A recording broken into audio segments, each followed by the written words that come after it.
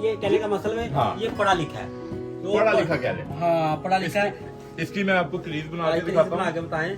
इसका 2 piece 3 piece 1 piece आप ऐसा है कि कुछ भी आप बना के इसका ये दिखा सकते हैं। कह रहा हूँ 2 पीस का नहीं है, इसका कोट और वेस्ट कोट और वेस्ट कोट और ये सलवार कमीज का कपड़ा नहीं है। क्या सलवार कमीज का सही सा ये मैं अपने व्यू को बता रहा हूँ। ये देखे कितनी जबरदस्त जबरदस्त इसकी क्रीज फॉल ये है देखो। जनाब। ये आप पहने फुल गर्मियों में पहने, आपको गर्मी नहीं महसूस होने इसका वाली। देखो फॉल जून जुलाई में पहने ड्रेस कोड पे आए या जो मेरा वीडियो इसकी आपको मजीद display करता- डेफिनेशन के लिए आप व्हाट्सएप पे रब्ता देखिए, नीचे हमारा व्हाट्सएप नंबर दिया गया है, ठीक है।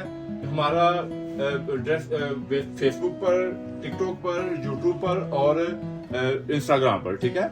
इसकी सारी डेफिनेशन आपको व्हाट्सएप पे मिलेगी। ऑर्डर करने के लिए व्हाट्सएप पे सारा तरीका मालूमात हमने दी गई है, ठीक है। आप जैसा आप ऑर्डर करेंगे वैसे आपको डिलीवरी दी जाएगी।